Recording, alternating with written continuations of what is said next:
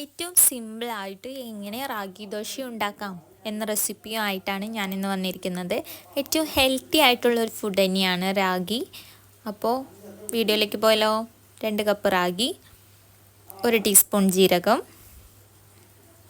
1 പോള വെളുത്തുള്ളി, 1 കപ്പ് തേങ്ങ, 1 കപ്പ് ചോറ്, ആവശ്യത്തിന് ഉപ്പ്, വെള്ളം എന്നിവ ചേർത്ത് മിക്സിയിലൊന്ന് അടിച്ചെടുത്താൽ നമ്മുടെ റാഗി ദോശയുടെ മാവ് ഇവിടെ റെഡിയായിട്ട് കിട്ടും.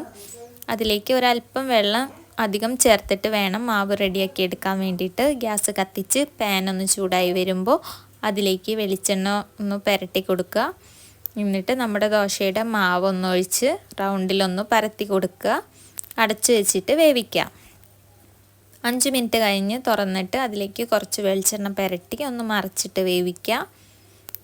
ഇത്രയേ ഉള്ളൂ. നമ്മുടെ ഏറ്റവും സിമ്പിളായിട്ടും ഹെൽത്തി ആയിട്ടുള്ള റാഗി ദോശ ഇവിടെ റെഡിയായി വന്നിട്ടുണ്ട്. എല്ലാവർക്കും കഴിക്കാൻ നല്ലതാണ്, കുട്ടികൾക്കും